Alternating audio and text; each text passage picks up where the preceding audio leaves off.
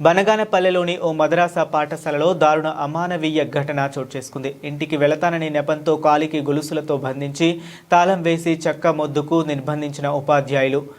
ఇనుప సంఖ్యలతోనే రోడ్లపైకి వచ్చిన విద్యార్థినిని చూసి పోలీస్ స్టేషన్కు తీసుకువెళ్లిన స్థానికులు మైనర్ బాలుడి కాలికి ఇనుప గొలుసు తాళం వేసి నిర్బంధించడం వల్ల ఆగ్రహం వ్యక్తం చేస్తున్న స్థానికులు విద్యార్థికి గొలుసుతో సంఖ్యలు వేసి నిర్బంధించిన పాఠశాల ఉపాధ్యాయుడిని మందరించి పంపించిన బనగానపల్లి పోలీసులు. విద్యార్థిని గొలుసులతో సంఖ్యలు వేసి నిర్బంధించిన పాఠశాల ఉపాధ్యాయుడిని పోలీస్ స్టేషన్కు పిలిపించుకున్న స్థానిక పోలీసులు ఎలాంటి చర్య తీసుకోకుండానే కంటి తుడుపు చర్యగా మందలించి పంపించి వేయటం పట్ల పోలీసుల తీరుపై స్థానికుల్లో విమర్శలు వ్యక్తమవుతున్నాయి. సార్ కట్టినారు? సార్ పేరు చెప్పు. ఎవరు కట్టినారు? నేను సార్ పేరు చెప్పు.